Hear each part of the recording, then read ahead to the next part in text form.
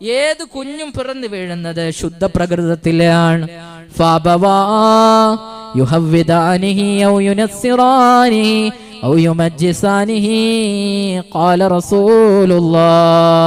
അവർക്കുള്ള കൽബ് ചെറുപ്പമിൽ വെറും പാത്രമാ, ഒഴിക്കുന്നതേതൊന്നും അതിൽ സ്വീകാര്യമാ.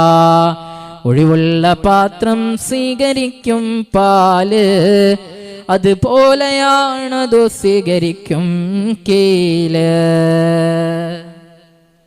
ഉസ്താദ് പറയാണ്, നമ്മുടെ കുഞ്ഞുങ്ങളുടെ മനസ്സ് എന്നൊക്കെ പറഞ്ഞാൽ അതൊരു പാത്രം പോലെയാണ്, ഒരു പ്ലേറ്റ് ആണ്, ഒരു പ്ലെയിനായ പേപ്പർ പോലെയാണ്. അതിലെന്ത് വരക്കണം, ഏത് ചിത്രം വരക്കണം നമ്മളാണ് തീരുമാനിക്കേണ്ടത്. വാപ്പയും ഫാബവാ, അവന്റെ ഉമ്മയും വാപ്പയുമാണ്.